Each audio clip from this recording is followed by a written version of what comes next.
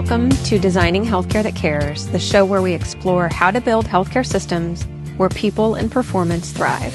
I'm your host, Dr. Laura Suttin, a physician, coach, and healthcare leader who believes that human flourishing and organizational excellence go hand in hand. Each week, I talk with leaders, change makers, and innovators about how to shift culture, lead with purpose, and tackle the root causes of burnout. Because when healthcare works for the people in it, everyone wins. Welcome to the Designing Healthcare That Cares podcast. I'm super excited to have our guest on today. I'll introduce you to him. Savio Clemente is a board-certified health and wellness coach, a journalist, and keynote speaker, exploring high-performance leadership in healthcare and beyond. He's a two-time lymphoma survivor, and he brings firsthand insight into navigating high-stakes environments while maintaining clarity, resilience, and well-being. Savio has interviewed over 2,000 experts and thought leaders and delivered a TEDx talk with over 57,000 views. He helps leaders transform stress, fatigue, and decision overload into actionable strategies for performance and building resilient teams. Savio blends storytelling, research, and practical tools to guide leaders in leading with purpose and presence. Welcome to the show. Thank you, Laura. Wow, that was a big introduction. I appreciate it. Yeah, Thank you. So good to talk to you. All right, so just tell us how you got to where you are, how you got started. Start from the beginning. We want to know it all. Okay, so I graduated from college years ago in the late 90s with a computer science degree. I was very good at it. I worked for a lot of dot-coms before the dot-com boom and the dot-com crash. And cancer really entered my life. And that's really when I took a very hard pivot. So it was in 2014. I was on a trip with a friend. I just noticed my stomach started getting distended. I started having really drenching night sweats. Came back. At the time, I was one of those individuals that didn't even take aspirin. I was living a very quote unquote healthy lifestyle. And so at the time I was seeing a naturopath and he looked at my blood work and he's like, something is definitely wrong here. You need to go seek mainstream medicine. And I got a sonogram and literally a few hours later, I went to the hospital and they admitted me in. I was in the hospital for 15 days. They informed me that I had ascites and that I had lymphoma and I had to start my first round of chemo before I left the hospital because things looked really not good. And I was bedridden for about a week when I was in the hospital. I think they took out about 8 liters of fluid from my abdomen. And then I was cancer-free for a decade. And then we can talk about what happened after the decade. So that's really the impetus of how I got started with the work that I do. Prior to that, I would say a lot of my work was done from a very mental or intellectual standpoint. I wanted to hit all the boxes, check all the boxes. But I realized that cancer forced me to go more inward. Even though I was a seeker, it really allowed me to seek what meaning meant in the physical world. It wasn't just about exploring ideologies. It was more about exploring human truths and human condition. Yeah. Thank you for sharing all that. And I definitely at some point want to hear where you are currently in your journey and your relapse and where that took you. How did you go from this wake-up call or life-changing diagnosis, life-changing experience that you had into looking at leadership and how do leaders respond under high-stakes environments?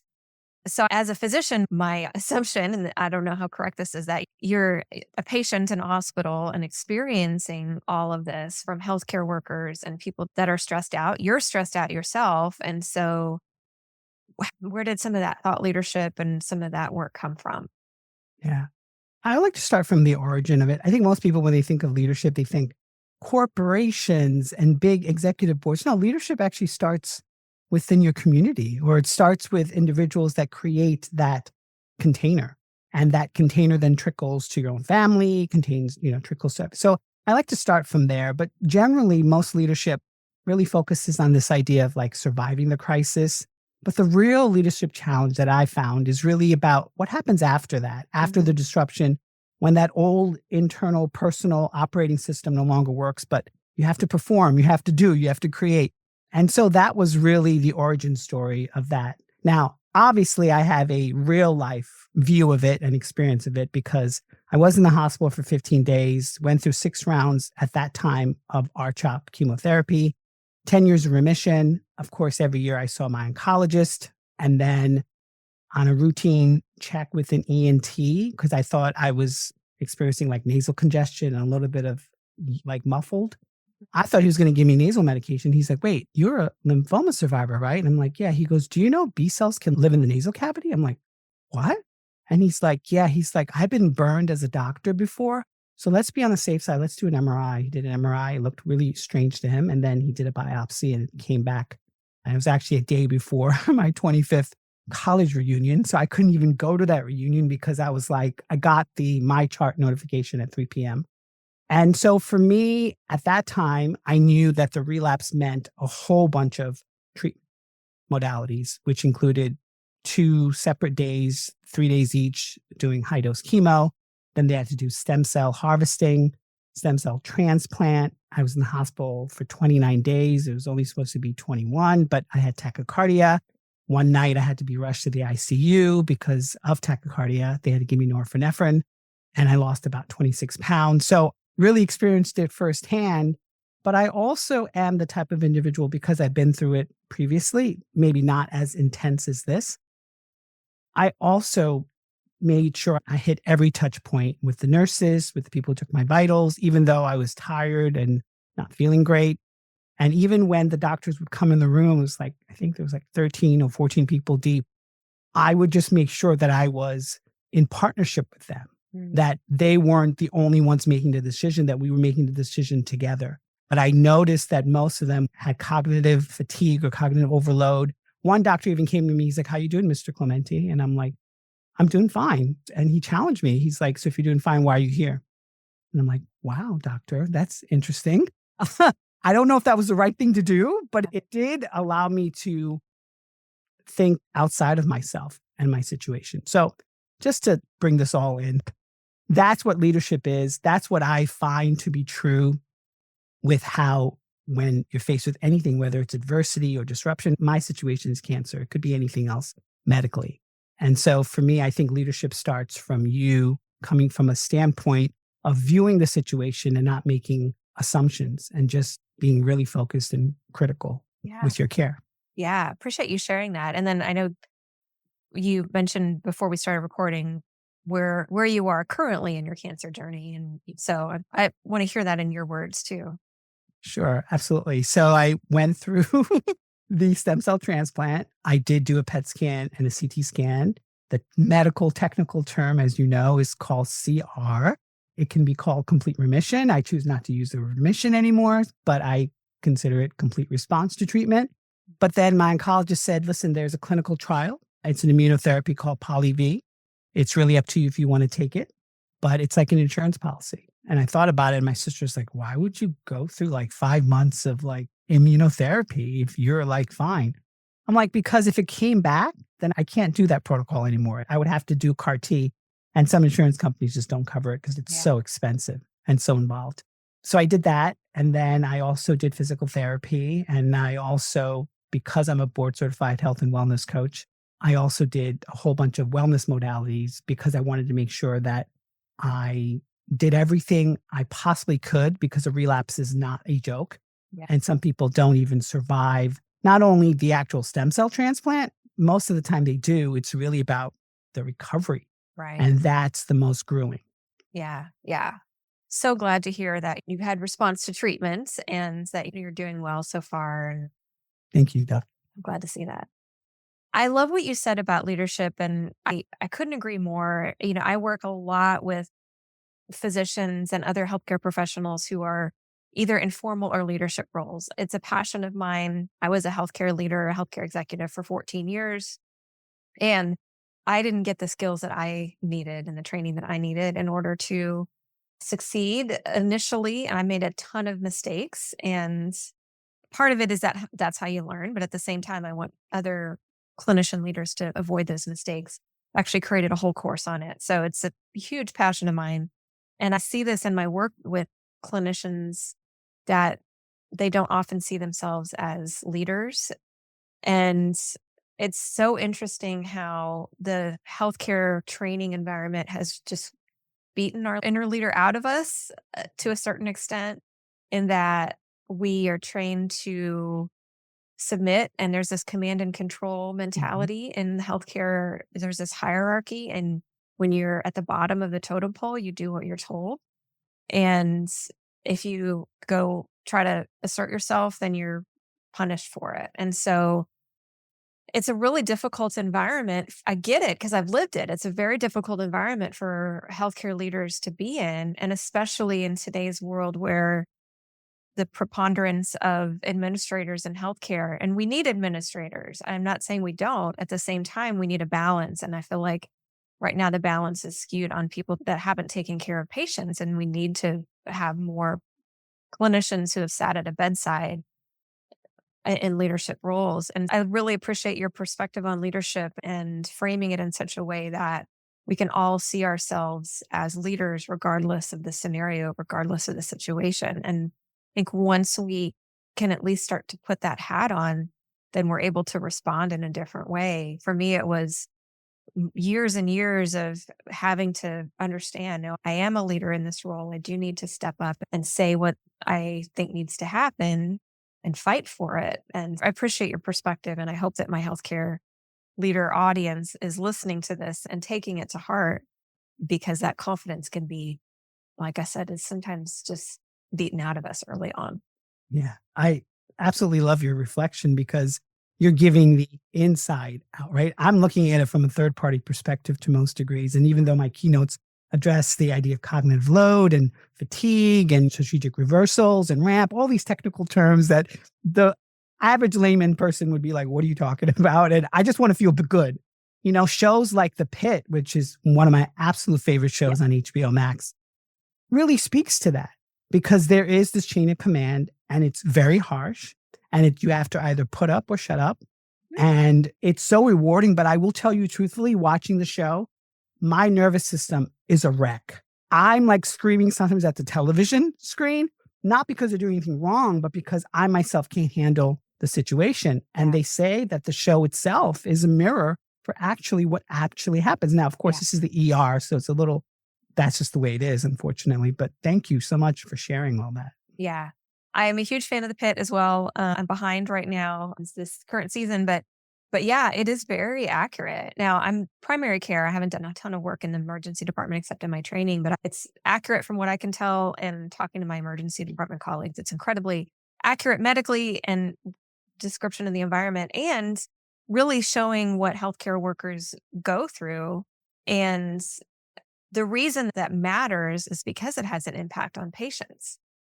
And we as healthcare leaders, we can't take care of the patients in the way that we're called to in our current state, because if we're unsupported, I mean, it's the cliche, you can't pour from an empty cup.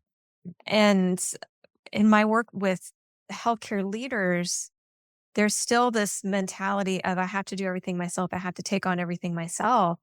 And you talk about cognitive load. I definitely want to dive into that. Decision fatigue. A ton of the work that I do in executive coaching and consulting is, how do we reduce that cognitive fatigue? How do we reduce that decision fatigue and overload? Because our time and our energy are precious. And if we use that all up on something that is insignificant, or that somebody else could decide for us or take care of it, or we can use an AI tool or whatever that is, then we're using up those precious resources. So I definitely want to dive into that because it's really applicable to healthcare leaders. Absolutely. Well, two things. So it's part of my adaptive resilience framework that I use. And it's really about sort of leaders or healthcare leaders in general, spotting that when they're overwhelmed and how to respond, because most of the time, as you know, you only respond to when it's actually happening in the moment. So I did a TEDx talk, as you mentioned, and in it, it's a really simple framework that I sort of made up called ALOHA. People know in Hawaiian, the word aloha means hello. So it's just really like a hello to your inner self. And some of this might be fringed on the point of wellness or this sort of woo-woo aspect, but it really gets people to really think about themselves more clearly and deeply. So the acronym is ALOHA. A stands for acknowledge. So acknowledge where you are. Don't pretend. This is the situation. I know you have all these other things that are, on your to-do list, but just acknowledge where you are. Face the reality of where that is. L is listening. If you're someone who's just a very sensitive person, you can really sort of tap into that listening aspect of yourself, whether that's through prayer or meditation or taking 5 minutes of just breathing, whatever that is for you, then that's really the key. O is opening. So open yourself up to that insight and that knowledge and that foresight and that wisdom. H is harnesses. So harnessing all that information. And A is acting, like acting upon those particulars.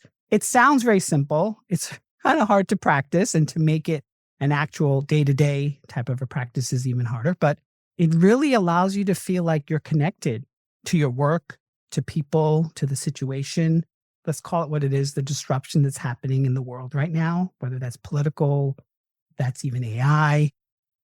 And it really allows you to come back to the truth. And the truth is that you matter in this moment, and you are responsible for what happens from this point onwards, to your patients, to yourself, to the organization. Yeah, I love that so much. And especially with the last thing that you said, that you're responsible for what happens. And the loss of agency is something that I see a ton in healthcare leaders. And again, especially it's kind of drilled out of us in our training. And we can tend to feel very powerless, especially like you said, with the disruption, massive global, whatever is going on in AI, and that there's so much going on. I can't affect anything. I can't impact anything. And that's exactly when we need to make the impact, is when there's so much going on. And we might not be able to affect a global change in AI on a massive scale, but we can impact what we do with it. We can impact how we use it. We can impact, like you said, in our local community. And that can be something as simple as how we talk to our neighbors, or how we talk to the people the people at the grocery store. It could be as simple as how we talk to our children, our partners, our patients, and our colleagues. And so I just love the way you frame that, and that we really have more power and agency than we tend to think that we do. Yeah. And I think part of this is also this idea of adaptive resilience. Everyone knows about resilience, bouncing back. Adaptive resilience is when you're in the moment, having flexibility. Like I myself had to actually bring the best out of me, even though I felt not great, because I knew that they needed me. They needed my inputs. They needed to know what was going on. And they also needed to make sure that I myself are part of what they care about. See, creating that personal connection allows others. I don't care if you're a doctor, if you're an engineer, or if you're a computer scientist.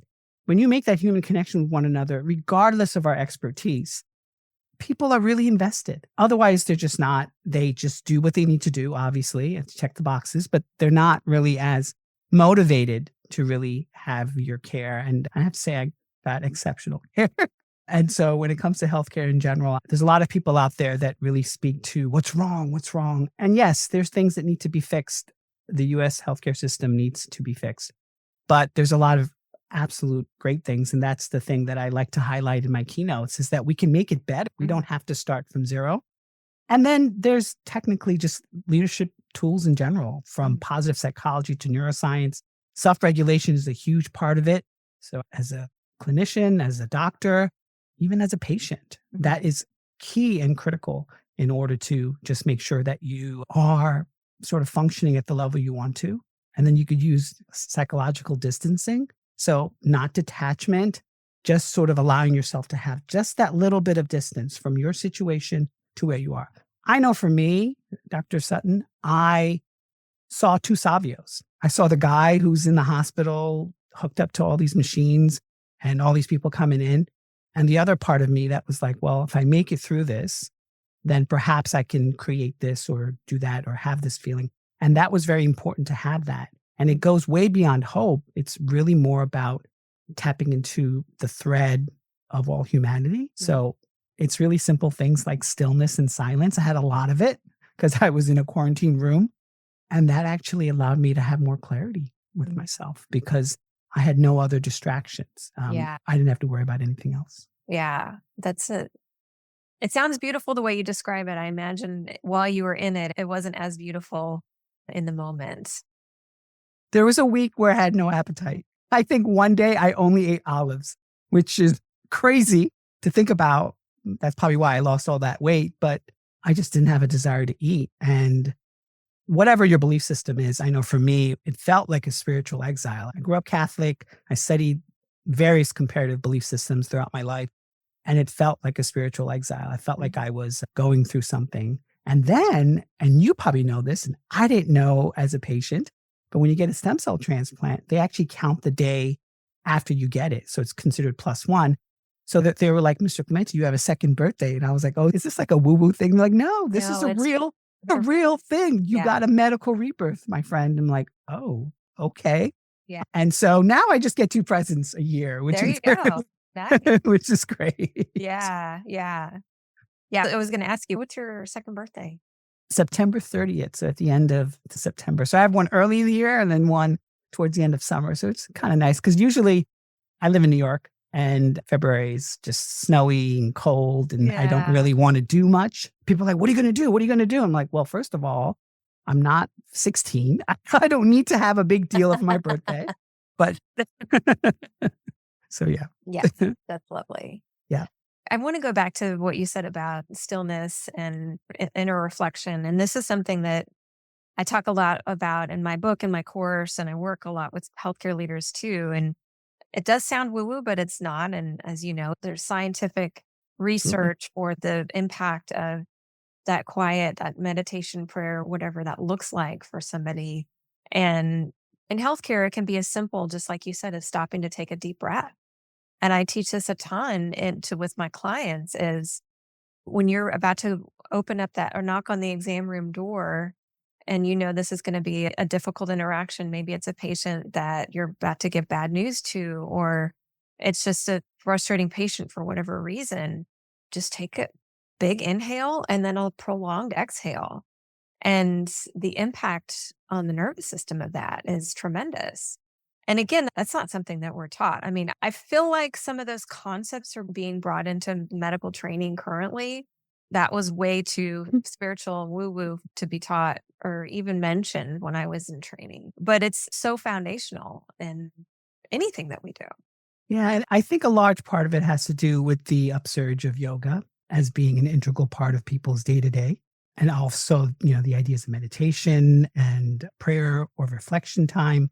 I think those things really help. But I think 2 key things that you mentioned that I really wanted to touch upon as well is this idea that doctors feel like they have to be always on. That if they're not on, they're detached, they're not doing the right thing, that they disassociate. And obviously, that's not true. Mm-hmm. And the other part that I found really intriguing in what you also said as well is this idea that for a long time, people referred to doctors for their intelligence. And then we were told in general, beyond doctors, that emotional intelligence is really the key. But actually, the research has found that metacognition is the key. It's the thinking about thinking. And for me, inadvertently, which I didn't know, even though I practiced some of these things generally on a day-to-day basis before the relapse, that afforded me so much insight. Because I was able to actually be still and be quiet and actually face myself and face the situations. And you alluded to that I'm a best-selling author, whatever the case may be. The first time I had cancer, I interviewed 200 cancer survivors. And one of the things that I noticed throughout all of them is that there was this forgiveness factor, that they themselves didn't forgive themselves for being in the situation. They felt that their body betrayed them. They felt that situational things happened.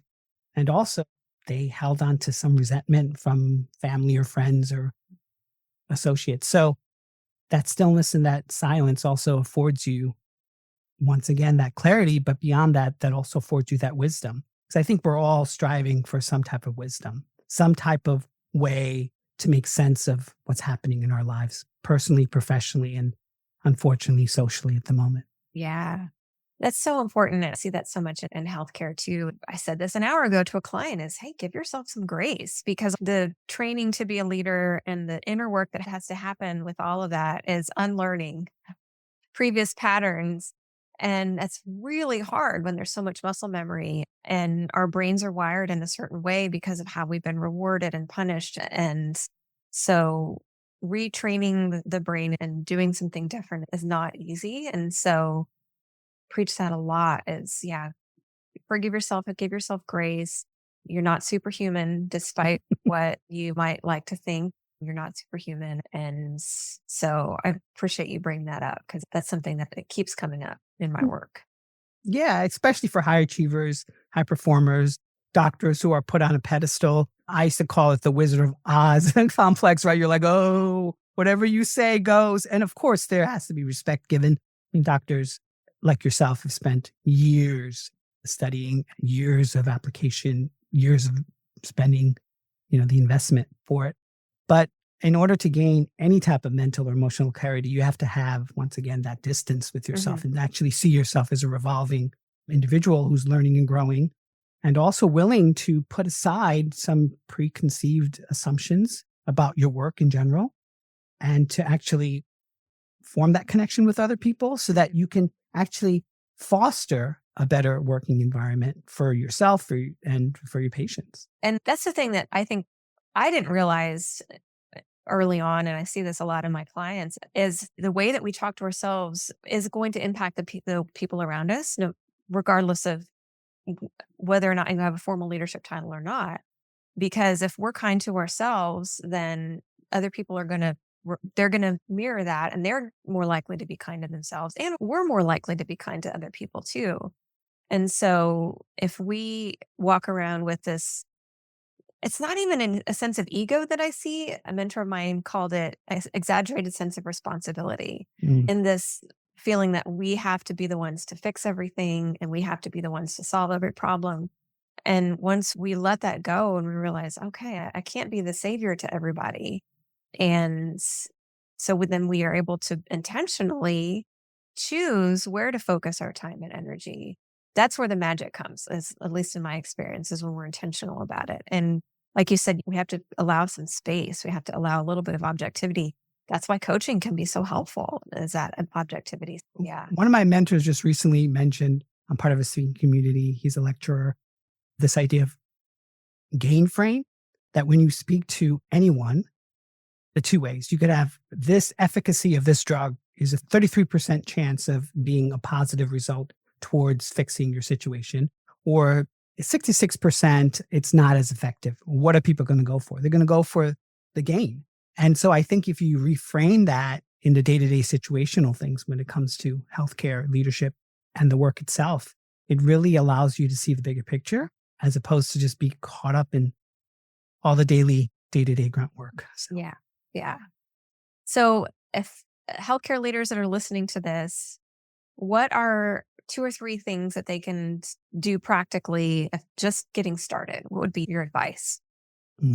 I would say have that psychological distancing. I think it's very important. You could read up on it on the internet if you want, because it really just allows you to not only see yourself as a doctor, but see yourself as a partner in that person's journey because they're going through something really, really deep. Second thing is using my ALOHA framework, just because it's so easy to remember and so simple to implement. And it just gives you not only that grace for yourself, but it also gives you that ability to just take that breath. Yeah. And I think the third thing is really this idea of, even though doctors are trained to make quick decisions, so this decision speed is what I really talk about, because clarity is part of decision speed in my keynotes, is really not only taking that breath and doing all that, but figuring out for yourself, what is the best possible outcome for this patient, rather than thinking it's the best possible outcome for patients like this. So in other words, don't make it always situational, make it actually personal to them. Yeah, I love that. And we'll put links to your TEDx and in our show notes as well. Where can our listeners find you? Sure. They can find me on my website. So Savio P. Clemente, Savio, P as in Peter, Clemente. On there, I have my keynotes, my TEDx talk. But I also have a weekly newsletter where I go into head, heart, and gut intelligence. I just provide strategies to restore clarity, composure, and performance, because I've fortunately, even though I've had some pretty hard medical challenges, been able to interview at this point 2,000 leaders, experts, including celebrities like Venus Williams, who's considered really amazing at her craft. And what I found is that at the end of the day, we're all struggling to find some level of awareness with ourselves and the world. Thank you so much for being here. Sure. So great to talk to you. Thanks, Laura. Thank you. Thanks for listening to Designing Healthcare That Cares. If today's conversation gave you a new idea or inspired you to see things differently, share this episode with a colleague and keep the conversation going. And if you're ready to take the next step in building a thriving healthcare culture, you can find resources and ways to connect with me at drlaurasuttin.com. This podcast is for educational and informational purposes only. It is not medical advice, and it should not replace care from a qualified healthcare provider. Always seek the guidance of your physician or other qualified professional for any medical questions or decisions.